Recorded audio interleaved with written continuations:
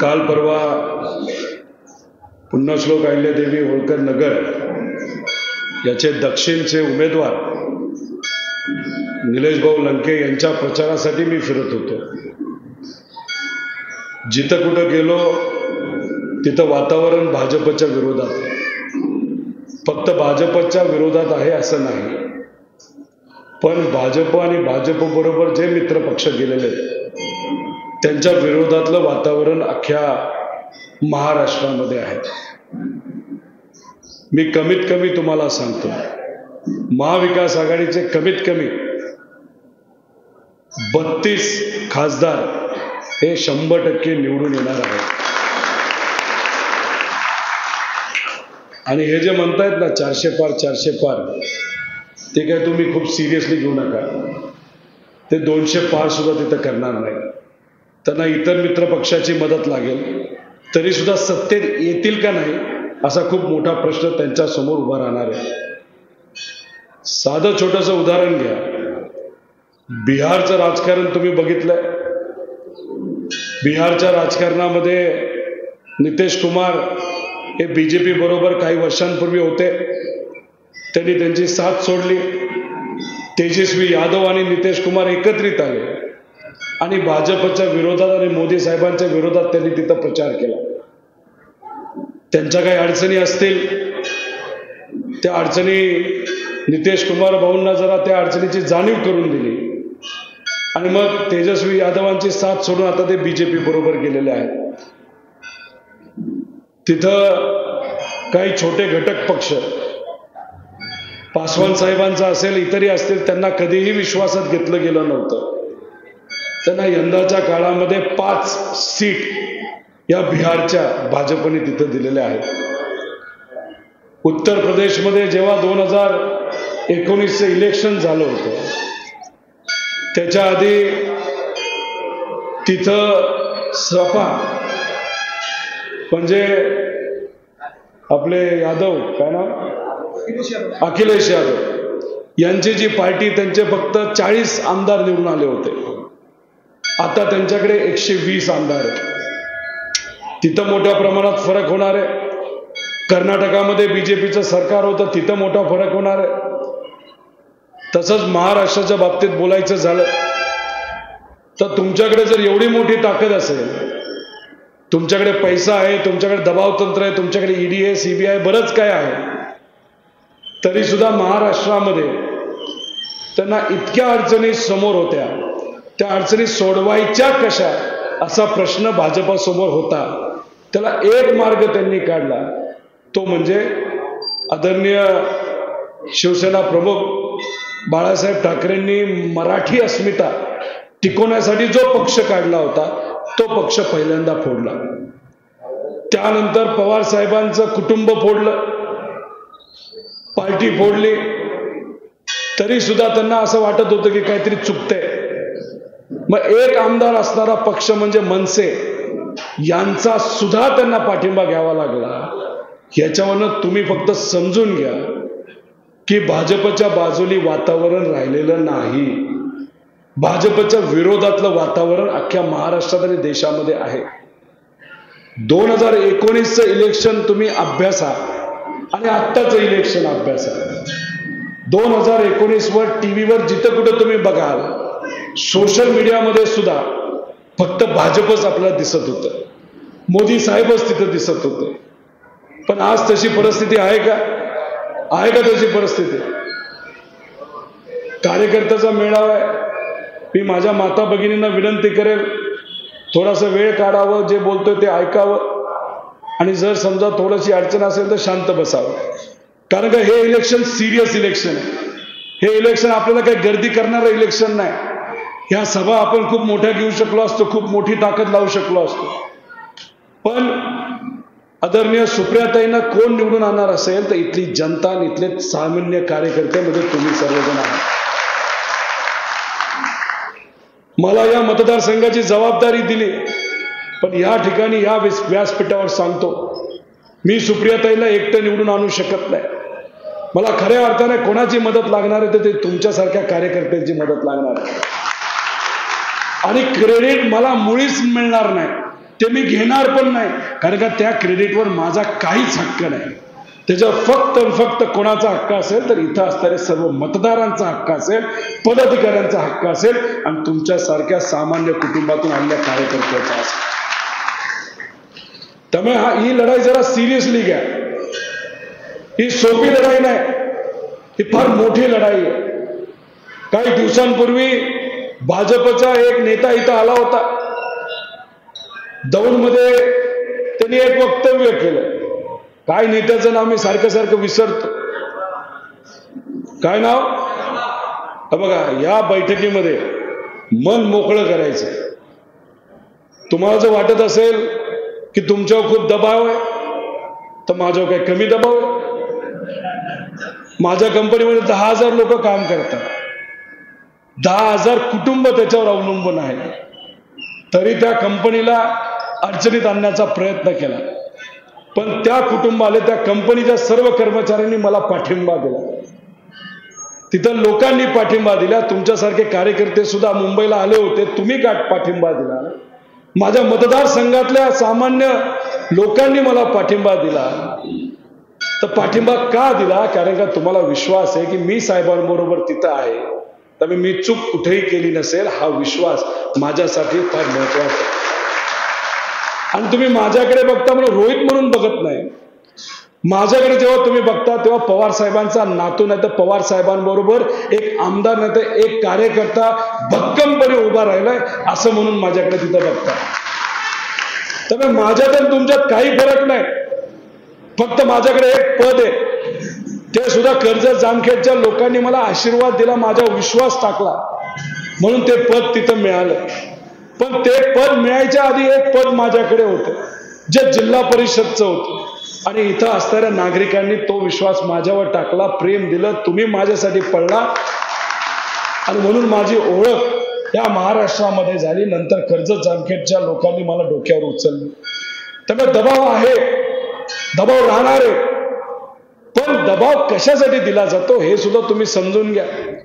दबावाबद्दल मी आत्ता बोलणार नाही, नंतर बोलेल.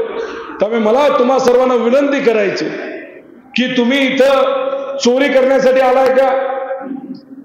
इथं किती लोकांना वाटतं तुम्ही चोरी करत आहात, नाही तर चोरी करण्यासाठी आलाय? तरी हात वर करा.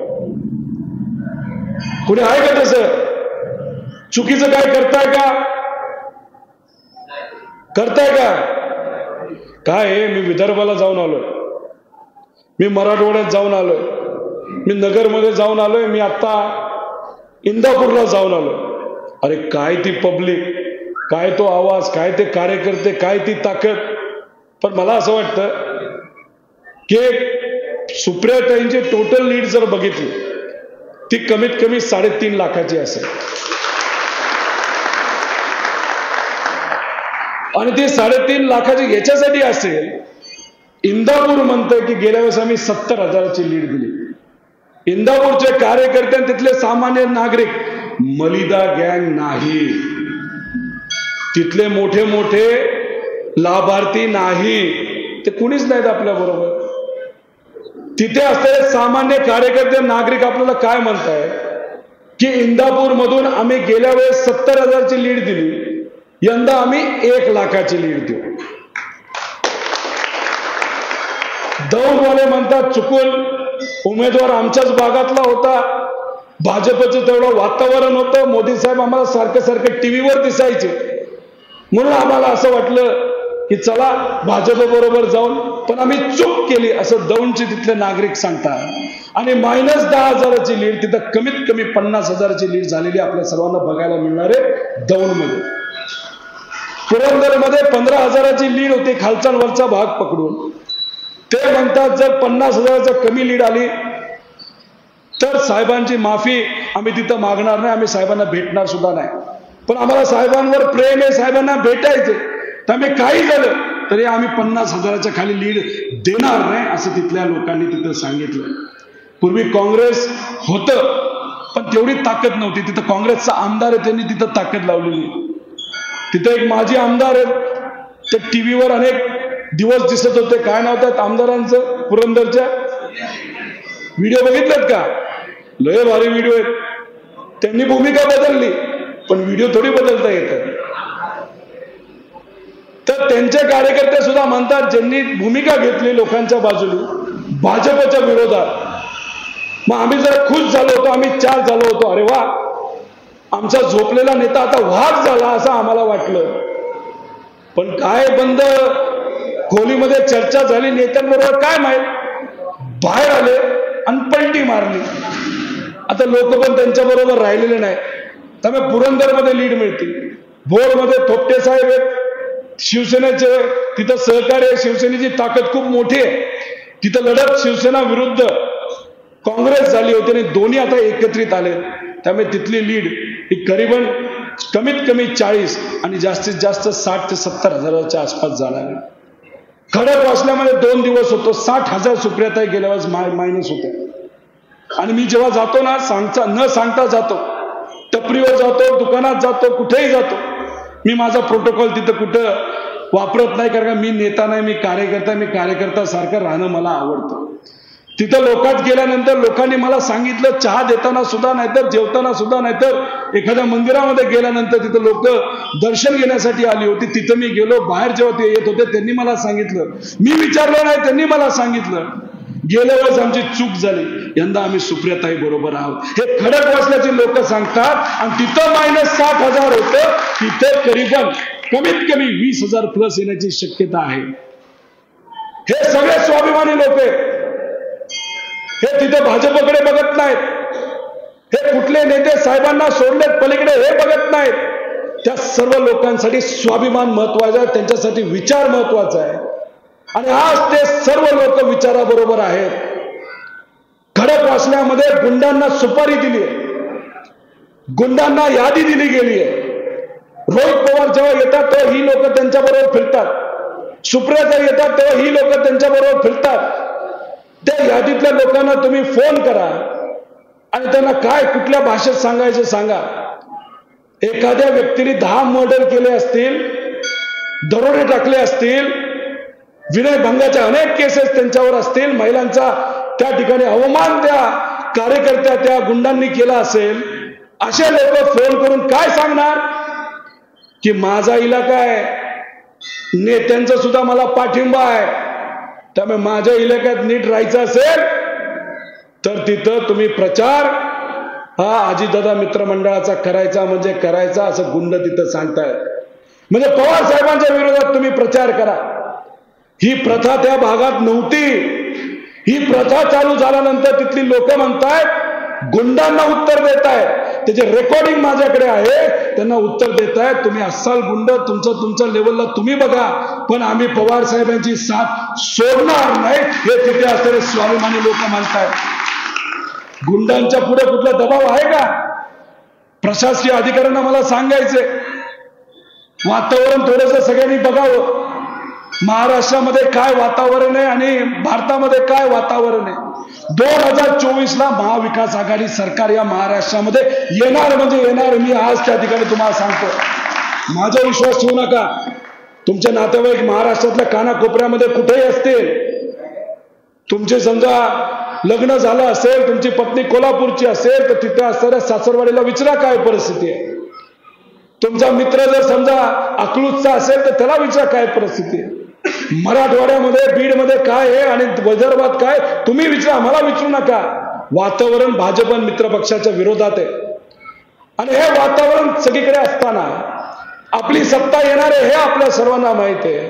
त्यामुळे बारामतीमध्ये राहणाऱ्या सर्व नागरिकांना आणि खास करून सामान्य कार्यकर्त्यांना माझा प्रश्न आहे, सुप्रियाताईंची लीड बारामतीतून गेल्या वेळेस पेक्षा जास्त असणार का कमी असणार, याचं उत्तर तुम्हाला द्यायचं आहे.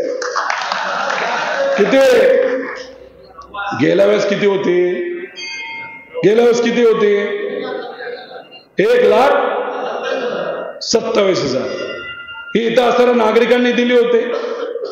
ठीक आहे, त्याच्यामध्ये अजितदादांचा वाटा असेल, त्यांचे कार्यकर्ते असेल, त्यांची लाभार्थी गँग जी आहे ती सामान्य कार्यकर्त्यापेक्षा लाभार्थी गँगची ताकद ही कदाचित जास्त असेल. बरोबर ना? पैसा त्यांच्याकडे आहे, पैसा ज्याच्याकडे असतो त्याकडे लोक असतात असं तुम्हीच म्हणता. बरोबर ना? आहे ना तसं? भारी भारी 1-1 कोटीच्या गाडीमध्ये लाभार्थी गँग फिरती, बारामतीतले जे जे कुठले कॉन्ट्रॅक्ट आहेत त्याचा अभ्यास तुम्ही सर्वजण करा. तर कॉन्ट्रॅक्ट सगळे त्यांनाच मिळणार असतील तर मग आपल्या लाभार्थी नाही तर त्या मलिदा गँगचं ऐकावं लागेल ना आपल्याला. आपण मिंदे आहोत त्यांचे, आपण मिंदे आहोत ना त्यांचे. अहो ते साध्या घरामध्ये राहतात, कॉन्ट्रॅक्ट घेत नाहीत, तरी मोठे मोठे कार्यकर्ते झालेत. गाड्या कुठून आल्या, बंगले कुठून आले, असं काय वेगळा बिझनेस केला याचा फक्त तुम्ही अभ्यास करा. आणि या मलिदा गँगचे आपण जर मिंदे असू तर मग लढायला काय कारण नाही. आहोत का मिंदे? आहे का त्यांनी त्यांचा तुमचा विचार केला का त्यांनी त्यांचा विचार केला? हे जे आहेत ना पदाधिकारी किती आहेत? 5-6 असतील त्यांचे. ग्रामीण भागामध्ये 2-3 असतील, शहरात 3-4 असतील, आहेत ना. फायदा झाला ना त्यांचा. तेच येऊन आपल्याला धमकवत आहेत का नाही? कोण धमकवते? आता कोण धमकवते? काय धमकवतीये? लोकांची पडली का त्यांना त्यांची पडली? तुम्ही मला सांगा का पडली त्यांची? त्यांना कामं पाहिजे अजून, त्यांना चमकोगिरी करायची, त्यांना दाखवायचंय दादांना बघा माझा वॉर्ड किती भारी आहे. आता माझा वॉर्ड भारी झाला, द्या मला एखादं काम. होणार का नाही होणार? होणार काय होणार? तुमचं काय पडले? या बारामतीचं काय पडलं त्या मलिदा गँगला? आता मलिदा गँग जर चमकोगिरी करण्यासाठी तुम्हाला जर धमकवत असेल आणि मतं घेण्याचा प्रयत्न करत असेल त्याला उत्तर द्यायचं का नाही द्यायचं? सांगा, द्यायचं का नाही द्यायचं? बस बारामतीमध्ये लढाई मलिदा गँग विरुद्ध सामान्य कार्यकर्ते, हे आपण सर्वांनी ध्यानामध्ये ठेवा, हे लक्षात ठेवा. काय असं बोलून नाही चालत. हा आवाज तर चालतच नाही. जोरात एकदा घोषणातून दाखवा. एका व्यक्तीने तरी घोषणा दिली, त्याला पाठिंबा सगळ्यांनीच दिला पाहिजे, तरच आपला विजय या ठिकाणी होणार आहे. ही ताकद लावावी लागेल. अहो मी सुद्धा आमदार आहे, मी सुद्धा जर भाजप बरोबर गेलो असतो, मित्र पक्षाबरोबर तिथे गेलो असतो, मंत्रीपद मिळालं असतं, महत्वाचं एखादं खातं मिळालं असतं. ते आज नाही मिळालं, उद्या मिळते, उद्याचं उद्या बघू. पण महत्वाचं आहे काय, आज जाऊ शकलो असतो. साधा प्रश्न तुम्हाला मला करायचा, ही लढाई विचाराची लढाई आहे. कोण नेता लढतो हे महत्वाचं नाही, आणि खास करून बारामती तालुक्यामध्ये आपल्याला विचार जपणं फार महत्वाचं आहे. एक संदेश द्यायला लागेल या मलिदा गँगला, तुम्हा सर्वांना, की बाबांनो तुम्ही म्हणजे राष्ट्रवादी नाही, तुम्ही म्हणजे आमचे नेते नाही. नेता हा आमचा असेल, आमदारकीला नंतरचं नंतर बघू. मी फक्त खासदारकीचं इथं बोलतोय. सुप्रियाताईंनी या भागातून काम केले, पवार साहेबांनी या बारामतीचा पाया रचलाय, सुप्रियाताईंनी त्याला पाठिंबा दिलाय, दादांनी सुद्धा त्याच्यासाठी खूप मोठ्या प्रमाणात प्रयत्न केले. पण प्रयत्न दादा कसे करू शकले तुम्ही मला सांगा. त्यांच्या हातामध्ये पद होतं का नव्हतं? होतं का नव्हतं? खरं सांगा. दादांनी काम केलं, मी नाकारतोय का? जिल्हा परिषद मध्ये मी निवडून आलो, त्याच्यामध्ये नक्कीच काकांचा वाटा खूप मोठा आहे. माझ्यात हिंमत आहे बोलून दाखवायची की हो मला त्यांनी मदत केली, पण मी आज साहेबांबरोबर काय, कारण माझ्यासाठी विचार महत्वाचा आहे. त्यामुळे पाया बारामतीमध्ये एकच घोषणा, शरद पवार आगे बढ़ो, महाराष्ट्राचा बुलंद आवाज. बस एवढंच आपल्याला पाहिजे. साहेबांसाठी एवढं करू शकत नाही आपण, साहेबांसाठी एवढं करू शकत नाही. तुमच्या घराचा पाया तुमच्या वडिलांनी जर तिथं बांधला असेल, तुतारी दाबून वाजवायची. आपण कसं चालतो, तुतारी कशी वाजते? हो, तुतारी कुठे गेली? पुढच्या ऑफिसला गेली होती, पुढच्या कार्यक्रमाला. तुतारी कशी वाजते सांगा? नाही, काय करावं लागतं? फुंकावं लागतं. म्हणजे हवेवर, अरे म्हणजे हवा लागते का नाही त्याला? तर दुसरं काय पाणी बिणी टाकतात त्याला? हवा लागते ना. म्हणजे हे इलेक्शन हवेवर होणार आहे का नाही? पण हवा कोण तयार करणार? आपणच करणार. आपण विचारासाठी लढतो. आपल्या कुठल्या नेत्याला विरोध नाही, आपल्याला विचाराला विरोध आहे, बीजेपीच्या विचाराला. भाजपचा मित्र पक्ष भाजप बरोबर सत्तेचा जात असेल तर त्या विचाराला आमचा विरोध आहे. आणि तुम्ही फक्त साधा विचार करा, तुमच्यातल्या युवा पिढी किती लोक शिकलेले आहेत, ग्रॅज्युएट नाही तर पोस्ट ग्रॅज्युएट झाली, त्यांनी हात वर करा. अरे शिकला असेल तर आम्ही बनाले हात वर करा ना, आम्ही ग्रॅज्युएट झालो ना आपण. आता तुम्ही किती जण छपराच्या घरात राहता सांगा? 1 2 3 4 5 6 साधं घर आहे आपलं. बरं तुमच्यातले किती लोक पत्र्याच्या घरात राहतात? बरं तुमच्यातले किती लोक बिल्डिंग नाही तर असं बंगला नाही तर छोटं छोटं सिमेंटचं ज्याला वर काय स्लॅब आहे अशा घरात राहतात सांगा? बरं जे लोक स्लॅबच्या घरामध्ये राहतात जन्मापासून नाही तर पिढोनपिढी ते स्लॅबच्या घरामध्ये राहतात का? नाही राहत. जे पत्र्याच्या घरामध्ये राहतात आज कदाचित गेल्या वेळेस ते छपराच्या घरामध्ये राहत असतील. आणि जे आज छपराच्या घरामध्ये राहतात त्याचा जो पाय आहे तो आधीच्या पिढीला कुठेतरी रचला असेल ना, माळवर. आता आई वडील आजी आजोबा म्हणजे आपली आधीची पिढी हे काही ना काहीतरी आपल्यासाठी केलंय आणि ते तिथं केलं म्हणून आज आपण शिकू शकलो. मग आज आपण शिकल्यानंतर लग्न झाल्यानंतर मोठ्या फ्लॅट मध्ये राहिल्यानंतर आपण म्हणू शकतो की माझ्या बापाने माझ्यासाठी काय नाही केलं असं बोलू शकतो आपण? माझ्या आजोबाने माझ्यासाठी काय नाही केलं हे बोलू शकतो आपण? माझ्यात हे धाडस नव्हतं म्हणून मी आजोबा बरोबर राहिलो, साहेबांबरोबर तिथं राहिलेलो. माझी लहान मुलं आहेत, 7 वर्षाचा मुलगा आणि 10 वर्षाची मुलगी. जेव्हा हे सगळं वातावरण चाललं होतं टीव्हीवर नुसत्या बातम्या येत होत्या तेव्हा तिथं मी जेव्हा घरी आलो, साहेबांबरोबरच होतो, घरी आलो तेव्हा माझी लहान पोरं मला धमकी देत होते, तू कोणाबरोबर आहे? मी म्हणलं आजोबा बरोबर आहे. म्हणलं बरं झालं आजोबा बरोबर आहे, नाही तर आम्ही तुझ्या बरोबर बोललोच नसतो. अशी धमकी माझी लहान पोरं देतात आणि खरं घडलेलं आहे.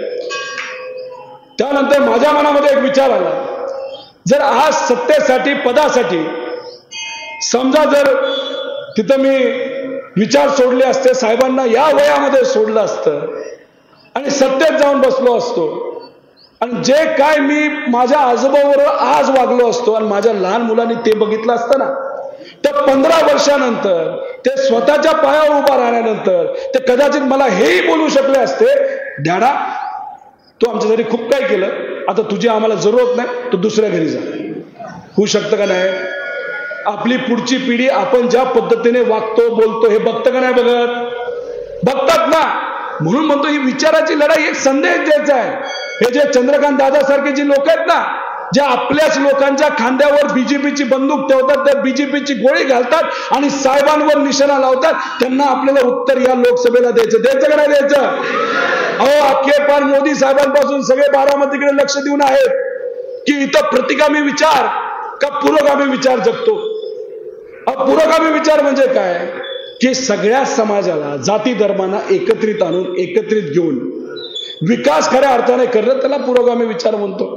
संतांनी तोच विचार जपला, शिवशाहू फुले आंबेडकरांनी तोच विचार जपला, पुण्यश्लोक अहिल्यादेवी होळकरांनी तो विचार जपला, अण्णाभाऊ साठेंनी तो विचार जपला. ह्याच्यामध्ये मी जर काय वेगळं बोलत असेल तुम्ही मला सांगा. पण ह्या सगळ्या विचारामध्ये जो संघर्ष होता तो कुठल्या वृत्तीच्या विरोधात होता?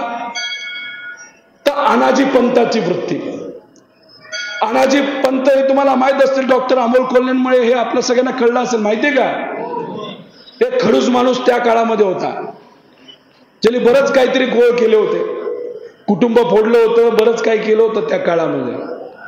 आणि मग त्यांनी छत्रपती संभाजीराजांनी काय केलं, त्या व्यक्तीचं हत्तीच्या पायाखाली काय केलं, तुडवलं.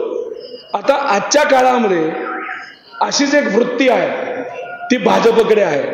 त्यांनी काय केलंय, आपल्याच लोकांना त्यांच्याकडे जवळ आणण्याचा विचार केला आणि त्यांनी ते केलं. कुटुंब फोडलं. तुमचं कुटुंब फुटलेलं तुम्हाला आवडतं का? आवडेल का? तर त्या वृत्तीने, ती वृत्ती कोण व्यक्ती आहे का काय ते तुम्ही ठरवा. त्यांनी कुटुंब फोडलं आणि मग या वृत्तीला धडा शिकवायचा का नाही शिकवायचा आपल्याला? हा जो संघर्ष बारामतीमध्ये चालू आहे तो कुठल्या वृत्तीमुळे आहे? अनाजी पंथ वृत्ती. भाजपमुळे हा संघर्ष झालाय. आपले काही मित्र तिकडे, आपण इकडे आहोत. तर मग हा संघर्ष ज्या लोकांनी केला लोकसभेमध्ये त्या लोकांना आपल्याला उत्तर द्यायचंय, म्हणून हा लढा आपल्या सर्वांसाठी महत्वाचा आहे. आता कळतंय का कशासाठी लढतोय आपण? बरं, आपल्यातले किती लोक मनामध्ये हिंमत ठेवून लढण्यासाठी तयार आहेत? त्यांनी हात वर करा. ज्यांनी हात वर केले नाही त्यांचे फोटो काढा आणि त्यांना जेवायला बोला. बाकी काय नाही. आम्ही धमकी देऊ शकत नाही, आम्हाला धमकीच कळत नाही. फक्त एक आहे की महाविकास आघाडीचे सरकार आले, त्याच्यामध्ये जर प्रशासन आले आणि जर काही लोकांनी उगाचच आमच्या कार्यकर्त्यांवर चुकीच्या कारवाई केल्या, पद अधिकाऱ्यांवर चुकीच्या कारवाई केल्या, त्या प्रशासकीय अधिकाऱ्यांना सत्ता आल्यानंतर मी सोडणार नाही, आम्ही सोडणार नाही, हा शब्द या ठिकाणी देतो. आणि मलिदा गँग आमच्या जवळ येणारच नाही, लय लांब पडतात आमच्याकडनं. पूर्वी ठीक आहे, आम्ही सगळे एकत्र असताना फोटो एखादा चुकून काढला असेल, पण फोटो काढल्यानंतर घरी जाऊन, नाहीतर संध्याकाळी एखाद्या हॉटेलमध्ये बसून, नाहीतर काय संध्याकाळी करतात काही लोक, काहीतरी करतात, त्यानंतर आपली तंद्री सुटून जाते. अशी काय त्यावेळेस कदाचित आमच्या विरोधात बोलले असतील, हे काय नवीन आले कसं आले. मला काही लोक म्हणतात मी जागा घेतो, मला जागाच घ्यायची नाही. क्रिकेट किती जण खेळतात त्यांनी हात वर करा. क्रिकेट किती लोकांना आवडतं त्यांनी हात वर करा. भारत आहे, सगळ्यांनाच आवडतं. आता मी जर 7वा डाऊन जात असेल खेळाडू म्हणून, 7वा डाऊन, नवीन खेळाडू, खेळता येते का नाही माहित नाही, बॅट पकडता येते एवढंच माहिती. आता मी वाट बघतोय 7व्या नंबरला. आता मॅच लागली बीजेपी विरुद्ध, नाहीतर प्रतिगामी विचार, नाहीतर बीजेपी विरुद्ध महाविकास आघाडी, ही मॅच लागली. मी मॅच मध्ये 7व्या नंबरला, आमचे सगळे नेते पुढं, ओपनिंगला 1, 1 डाऊनला 1, 2 डाऊनला 1, 3 डाऊनला 1, 4, 5, आणि मग आम्ही 7वा, म्हणजे 7व्या लेअरला आम्ही. आता मॅच लागल्यानंतर त्या बीजेपी मध्ये आणि काही नेत्यांमध्ये झाली सेटिंग रात्री. मग आलो आम्ही पॅड घालून, कळलं आमचे नेतेच गायब. आता तुम्ही मला सांगा, आम्ही 7व्या नंबरला, आम्ही म्हणजे आपण सर्वजण, आपण 7व्या नंबरला खेळणारे लोक, तिथं ग्राउंडवर गेल्यानंतर आपणच राहिलो असेल तर आपल्याला ओपनिंग करावी लागेल का नाही लागणार? का आपण म्हणायचं नको आपण हारणार आहे, चला पळून जाऊ? आपण पळणारे आहोत का लढणारे आहोत? बस तेवढंच आहे, लढायचंय आपल्याला. ज्या ज्या चुकीच्या गोष्टी केल्या झाल्या त्याच्या विरोधात आपल्याला लढायचं. पण हे कसं लढू शकतो? तर बूथ आपल्याला चांगले ठेवावे लागतात. काही लोक मला सांगतात, अहो ते बूथ कॅप्चर करणार. बूथ म्हणलं कॅप्चर म्हणजे काय? तिथले जे आपले कार्यकर्ते असतील ना, त्यांना धमकी देऊन घरी बसवणार आणि काय करणार? बटणं दाबून घेणार आणि मग अधिकारी मॅनेज करणार. म्हणलं असं होतं? ते म्हणले तेव्हाच होणार नाही जर आपले कार्यकर्ते तिथं असतील आणि निष्ठावंत कार्यकर्ते असतील, जे विचाराला निष्ठावंत आहेत. मग आता हे जे काय कुणी मला सांगितलं की बूथ कॅप्चर होणार, तर हे आपण कॅप्चर करून द्यायचे का नाही द्यायचे? तिथं तुम्हाला दाबलं जाईल ना, ही मलिदा गँग येईल ना, बघतोच करतोच, तर काय करायचं? पळून जाणारे आहोत का लढणार आहे ना? ते येऊन तुम्हाला धमकी देतील की तुझं हेच बघतो. काही काही ठिकाणी पीडीसीसी बँकचे कर्मचारी फिरतात आणि म्हणतात तुमचं लोनच करत नाही. पाणी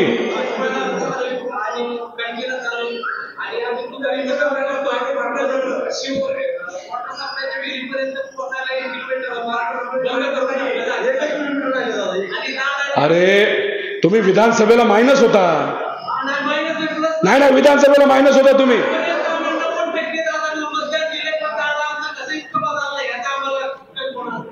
कसे बदलले नाही, कुणी बदलवलं ना त्याला धडा शिकवायचा या इलेक्शन मध्ये, हे महत्वाचं आहे. त्यामुळे हे जे आहे ना, इंदापूरला गेलो होतो, तिथं सुद्धा कितीतरी 4-5 गावाचं पाणी बंद केलं आणि वेगळंच लेवल आहे. हे दबाव तंत्र या बारामतीमध्ये कधी बघितलं का? पूर्वी बघितलं का कुणी? कधी पण कुणी पण? म्हणजे साहेबांनी केलंय का, दादांनी केलंय का, कुणी केलंय का दबाव तंत्र? आणि मग जर याच्या पुढे ही प्रथा जर सुरू झाली दबाव तंत्राची, तर विकासाचं राजकारण राहील बाजूला आणि हे बदललेलं राजकारण जे ते बारामतीत येण्याची शक्यता आहे. आणि ते राजकारण आलं तर बारामतीचा विकास होणार नाही. मग हे दबाव तंत्राचं वातावरण आणि राजकारण आपल्याला पाहिजे का जे पूर्वीचं शांततेचं वातावरण होतं, विकासाचं वातावरण, ते पाहिजे? सांगा. आमचं हेच मत आहे ना. का धमकी देताय तुम्ही? उद्या ना समोरासमोर शांततेत उद्या. अहो, इंदापूरमध्ये एका साध्या कार्यकर्त्याकडे, त्याचे तिथे लोकप्रतिनिधी आहेत, ते फार मोठ्या सभेमध्ये तिथे चर्चा करत होते. फार मोठी सभा होती. स्टेजवर जितके लोक आहेत तेवढी मिळून तेवढी त्यांची मोठी सभा होती. म्हणजे 50-60 लोक बसले होते, चर्चा करत होते, मोठी सभा झाली. आणि सभा झाल्यानंतर इंदापूरचे नेते तिथून बाहेर निघाले. गाडीत बसता बसता त्या कार्यकर्त्याला काय सांगितलं असेल की तुझं घर आणि तुझं दुकान रस्त्यावर आहे, हे मला माहिती आहे. काय होतं, त्याकडे गाडी सुद्धा नाही त्या कार्यकर्त्याकडे, मोटरसायकल आहे, मोटरसायकल. कार्यकर्त्याने काय उत्तर दिलं माहिती का? काय बुक दिलं असेल त्या नेत्याचं नाव घेऊन, साहेब तुम्हाला आम्ही विधानसभेला मतदान केलं, तुम्ही आज मला काही बोला, माझं घर पाडा नाही तर दुकान पाडा, पण मी घाबरणार नाही, मी पवार साहेबांचं सुप्रियाताईचंच काम करणार. आहे ना हिंमत काही लोकांमध्ये? हिंमत दाखवावी लागते हो. तुम्हाला असं वाटतंय का की मला माहित नव्हतं माझ्यावर कारवाई होणार नाही, असं वाटतंय?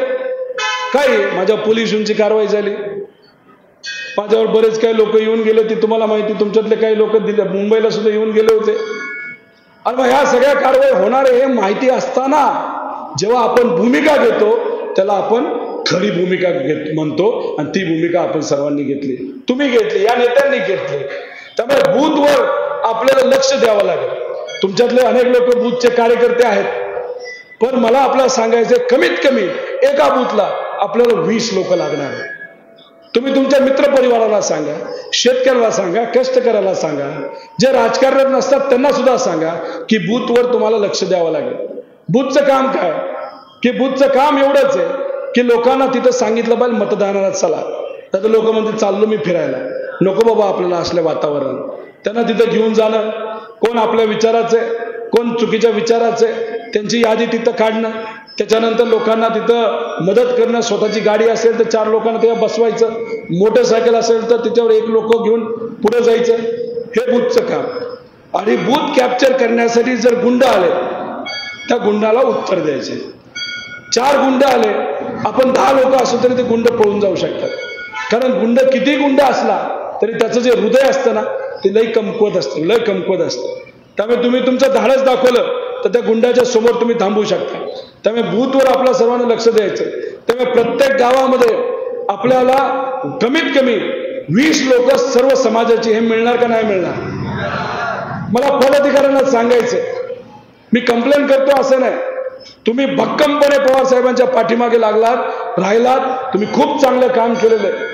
पण जे काम केलंय त्याला अजून आपल्याला ताकद द्यावी लागेल. इथं असणाऱ्या प्रत्येक कार्यकर्त्याला ताकद देत त्यांचं म्हणणं ऐकून घेतलं पाहिजे. आणि एखादा कार्यक्रम असेल तिथे सुद्धा आपण स्वतःहून या कार्यकर्त्याला मदत ही केली पाहिजे असं माझ्यासारख्याला वाटतं. त्यामुळे आजपर्यंत पाया जर कोणी रचला असेल तर या पदाधिकाऱ्यांनी रचला. एकदा जोरदार यांच्यासाठी टाळ्या वाजून त्यांचा सत्कार करा. आता याच्या पुढे यांच्या मार्गदर्शनाखाली तुमच्या बरोबर मी सुद्धा तिथं असणार आहे. आणि आता जो पाया रचला त्याला आता वरचा मजला आपल्याला तिथं करायचा आहे. त्यामुळे याच्या पुढचे 20-22 दिवस आपल्याला हे इलेक्शन ताब्यात घेण्यासाठी लोकांनी घेतलंय, पण कार्यकर्ता म्हणून लढण्यासाठी आपल्याला आता कुठेतरी अग्रेसिव्ह व्हायची जरूरत आहे. कारण तुमचा विरोध नाही तर तुमच्या विरोधात कोण आहेत तर पगारी लोक आहेत. आलीत का गावात? आलीत का? ते कुठल्या कारखान्याचे वगैरे मी इथं बोलणार नाही, ते तुम्ही अभ्यास करा. त्या कारखान्यात कुठली कारवाई झाली हे मी बोलणार नाही. पण ती लोक आली, पण ती चांगली लोक आहेत, ते आपलीच मराठी माणसं. त्यांना इच्छा नाही प्रचाराला इथे यायची, साहेबांच्या विरोधात प्रचार करायची इच्छा त्यांची नाही. पण त्यांना सांगितलं जातं तुझा पगार काढला जाईल, तुला नोकरीवरनं काढलं जाईल, अशा बिचारांना धमक्या दिल्या जातात. तुमच्याकडे आलं तर चहा पाणी द्या, तुम्ही गोड बोला त्यांच्याकडे. आणि गोड बोलल्यानंतर ते नक्की जाता जाता तुम्हाला सांगतील, कोणाला सांगू नका, पण वातावरण तुतारीच जास्त दिसते हे सगळे तुम्हाला सांगतात. अहो आहे तशी परिस्थिती, खरंच परिस्थिती तशी आहे की मला आता माझे परिचयाचे लोक आहेत ना. आता एक जो कुठला साताऱ्याचा कारखाना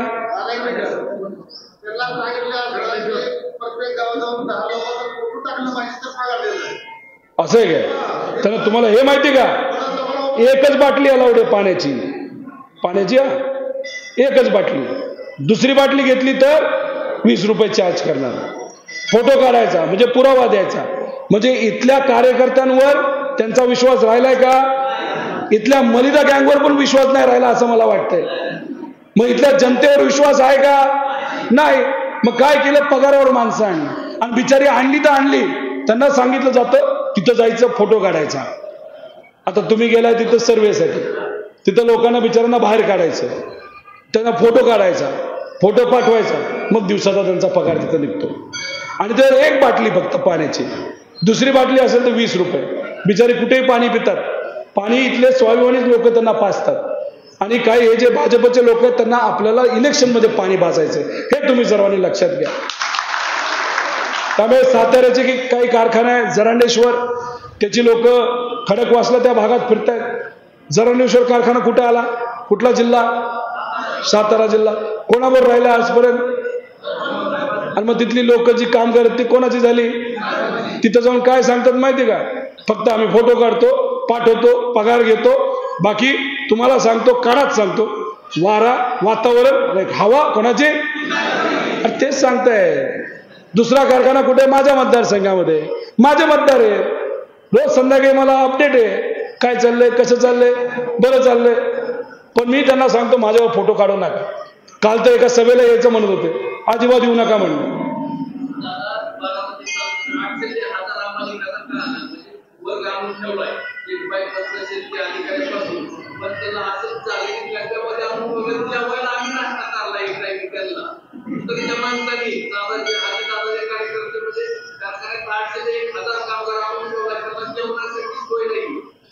काय आहे त्यात सुद्धा मलिदा गँग पैसे खात असेल बघा.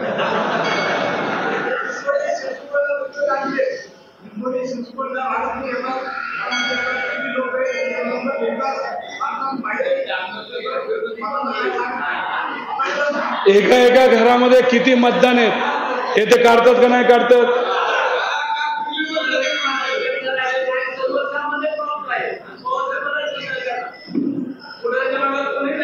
हो ना, पण मतदारांना आपल्याला मतपेट्यापर्यंत न्यावं लागेल ना बटणं दाबायला. हा, झेंडे तर घ्यावे लागतील आपल्याला.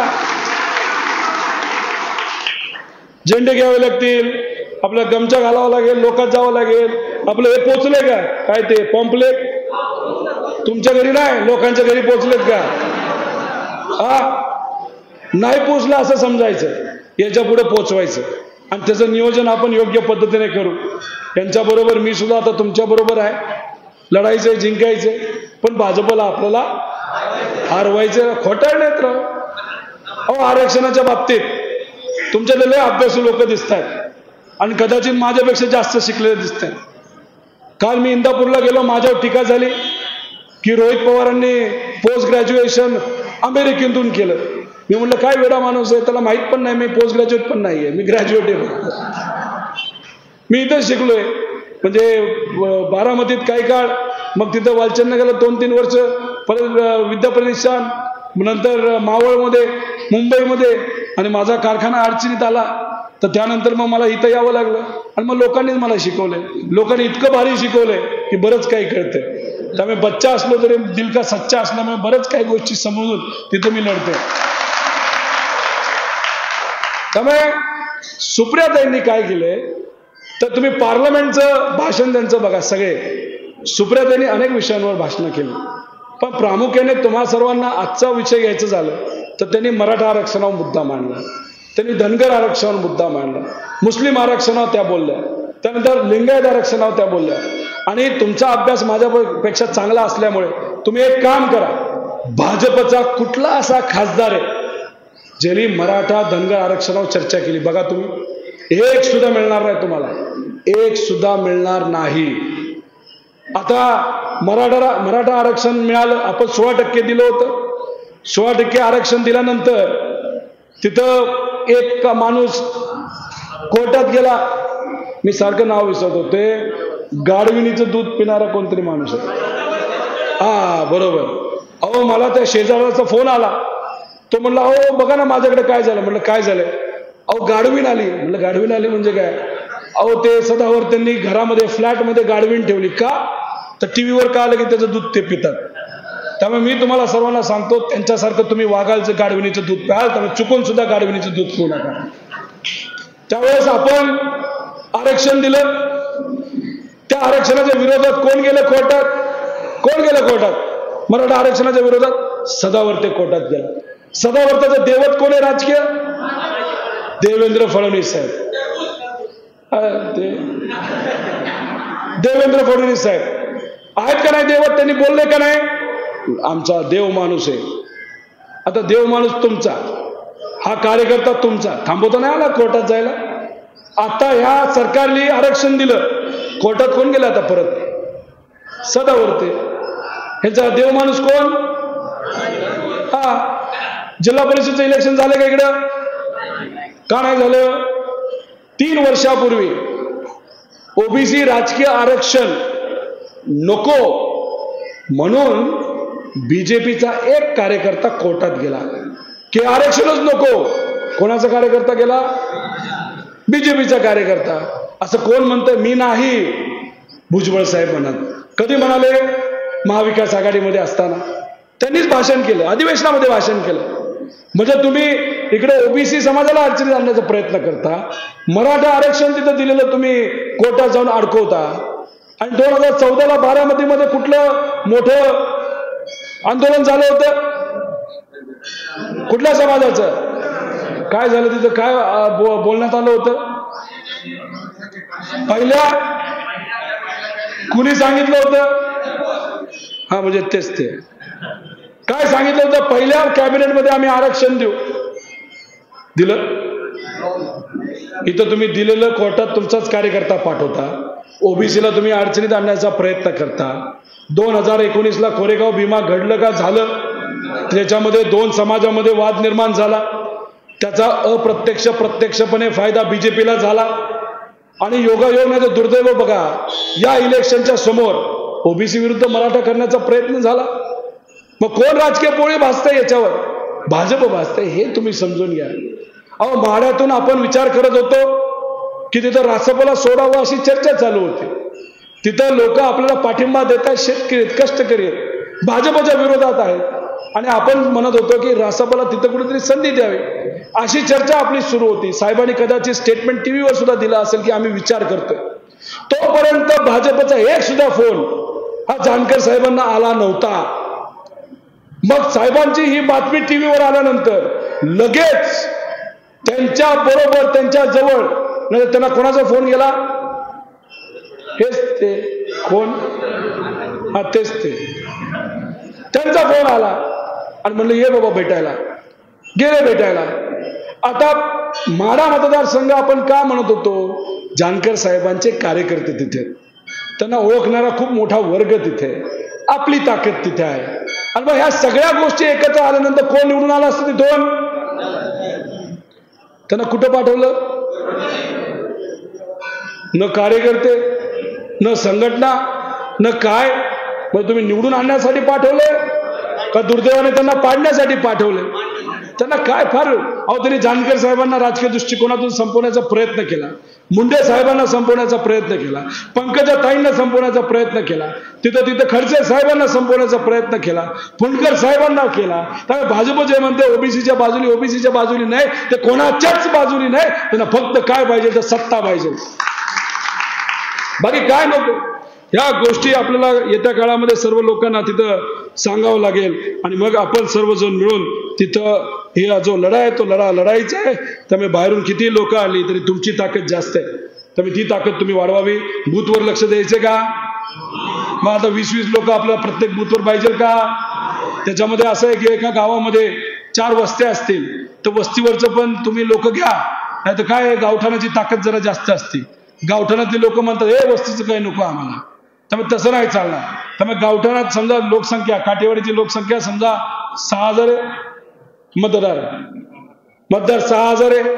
आणि मग त्याच्या 4 ज्या वस्त्या आहेत त्या 4 वस्त्यातून 2-2 कार्यकर्ते घ्यायचे, गावठाणातून 10 घ्यायचे, असं करून 20 बनवायचं. आणि मग ज्या पद्धतीने आपल्या काळामध्ये तुम्ही मला सहकार्य केलं तसं सहकार्य आपल्याला तिथं पाहिजे.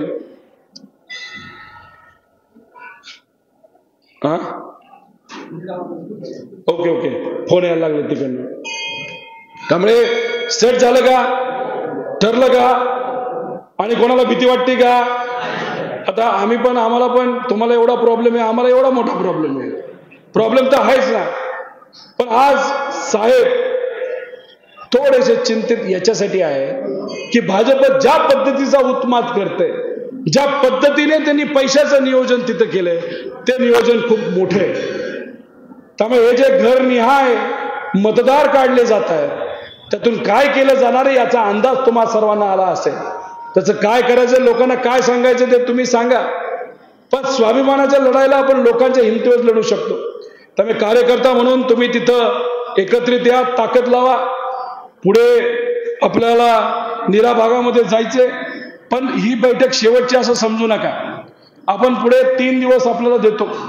3 दिवसानंतर कधी भेटायचं सांगा, कधी भेटायचं परत चांगलं भेटू. जरा काही कार्यकर्त्यांचे वाढदिवस आहे, त्या वाढदिवसासाठी भेटू. आहे का? मी नाही, मी धाराशिवला चाललोय. मी 17-18 असेल. भेटायचं का तेव्हा? नक्की का? तुम्हीच भेटायचं का अजून त्या 20 लोकांना आणून भेटायचं? बरं, आपली इथं नाव घेणारे लोक आहेत का कार्यकर्ते? कुणी आहे का नावं घेणारे? हो टिपून. तुमच्यातले काही लोक नवीन असतील जे कदाचित बूथवर नसतील, पण आम्हाला बूथवर लढायचं असं सांगणारे आहेत का इथं? मग त्यांनी थोडंसं नाव द्यावं. कोण टिपून घेणार इथली नावं? अरे कार्यकर्त्यांनी जरा हे करा ना, आम्ही करतो काहीतरी बोला. हा स्वप्नीलराव, यादी झाली ना? बरं, आता ही यादी आली, ह्याला गुणिले 20 करू का? बरोबर का? 17-18 नंतर आपण बैठक लावू, चांगल्या ताकदीने करू. कुठेही आपण तुमच्या बाबतीत अडचणीत तुम्हाला येणार नाही याची दक्षता घेऊ. कुणी जर फोन केले, व्हॉट्सअप कॉल आला मलिदा गँगचा धमकी देण्यासाठी, पोलिसाचा पण आला, तर त्याला म्हणायचं कृपा करून व्हॉट्सअपवर फोन करू नका, साध्या फोनवर फोन करा, इथं नेटवर्क खराब आहे. आणि साध्या फोनवर फोन आला तर काय करायचं? रेकॉर्ड करायचं. आणि रेकॉर्ड केलेलं फक्त आमच्यापर्यंत पोहोचवा. त्याचं काय करायचं ते आम्ही बघतो. आणि घरी धमकवायला कुणी आलं तर तुम्ही हुशार आहात, काय कसं करायचं ते बघा. आणि ते जे काय व्हिडिओ आहे असा वाजवायचा की मग इतकं वाजलं पाहिजे ते पुढे आलेच नाही पाहिजे. कारण का त्या मलिदा गँगला उद्या जाऊन जिल्हा परिषद लढायचे, त्या मलिदा गँगला उद्या जाऊन कॉर्पोरेशन लढायचे का नाही लढायचे? मग धमकी देऊन कोण कोणाचं नाव खराब करते? स्वतःच ना. मग उद्या जाऊन साहेबांच्या मार्गदर्शनाखाली या भागामध्ये नवीन कार्यकर्ते आपण उभे करू, नवीन लोकांना तिथे संधी देऊ, नवीन चेहरे पुढे येतील. कुणी जिल्हा परिषद असेल, कुणी पंचायत समिती असेल, कुणी कॉर्पोरेशनवर असेल, नाही तर इतर पदावर तिथं आपण अनेक लोकांना संधी देऊ शकतो. त्यामुळे या मलिदा गँगची जास्त टेन्शन घेऊ नका. एवढंच त्या ठिकाणी करा. कारण का तुम्ही बारामती लेवलच्या मलिदा गँगशी लढत आहात, आम्ही राज्य लेवलच्या मलिदा गँगशी लढत आहोत. आणि त्याच्यामध्ये काही लोक तर दिल्लीवरनं सुद्धा आमच्यावर लक्ष देऊन आहेत. मी किती काय गोष्टी अंगावर घेतल्यात का साहेबांसाठी करायला आपली ही जबाबदारी आहे. लहानपणीपासून त्यांना मी बघितलंय, त्यांचं मार्गदर्शन घेतलंय. आणि मग साहेबांसाठी लढायचं नाही आज तर कोणासाठी? विचारासाठी लढायचं नाही तर मग कोणासाठी? महाराष्ट्र धर्म आपल्याला वाचवायचा असेल नाही तर टिकवायचा असेल, त्याच्यासाठी ही लढाई ही तुम्ही सर्वांनी लक्षात घ्या. त्यामुळे एकत्रित आपण लढूया. त्यानंतर आपण बरंच काही प्लॅन केलेला आहे. आपण जे काही आपले गटाचे प्रमुख आहेत त्यांना आम्ही बैठक पुढच्या 2 दिवसामध्ये घेत आहोत. त्यांच्याशी आम्ही काही चर्चा करणार आहोत. आणि नंतर कसं आपल्याला पत्रकाचं वाटप करायचं आणि काय नियोजन आहे ते बघू. तुमच्या काही अडचणी असतील त्या आमच्यापर्यंत आलेल्या आहेत, त्याच्यावर आम्ही काम करू. एवढंच सांगतो. मग काय ठरलं आपलं? अरे तू तरी तर ठरली रे. हे तुमचा कॉन्फिडन्स कमी आहे. तुम्ही माझ्या इलेक्शनला लय पडलाय, दादांचा पडलाय, ताईंचा पडलेला आहात. आता माझा एक आहे की तुम्ही काय केलं, पवार साहेब आप आगे बढो, आणि पुढचंही तुम्हीच बोलला का? तुम्हाला भीती आहे मागचे लोक तुम्हाला साथ देतील का नाही? एकदा तुम्ही धाडस करून बघा. फक्त म्हणायचं पवार साहेब आप आगे बढो. तुम्ही एकदा धाडस केलं ना कसला पाठिंबा मिळतो बघा, बोला. बस आपल्याला एवढंच पाहिजे. ही जी शक्ती आहे ना आता मलिदा गँगपेक्षा लय मोठी आहे, पैशापेक्षा मोठी आहे, दडपशाहीपेक्षा मोठी आहे. आणि हे विचार इथं पेरण्यासाठी ही लढाई फार मोठी आहे, पण विजय हा आपलाच होणार. आणि बारामतीकर म्हणून तुम्हाला सर्वांना आम्ही विचारतोय की गेल्यापेक्षा लीड सुप्रियाताईची इथून जास्त असणार का कमी असणार? त्यामुळे तुम्ही ज्या गटातून आला आहात त्या गटाची लीड सुद्धा गेल्या वेळेस बघितली जाईल, त्याच्यापेक्षा जास्तच लीड तुम्ही सर्वजण द्याल असा विश्वास या ठिकाणी व्यक्त करतो. अनेक लोकांना अनेक प्रश्न मांडायचे, पण आज फक्त कार्यकर्त्यांच्या बैठक आहेत.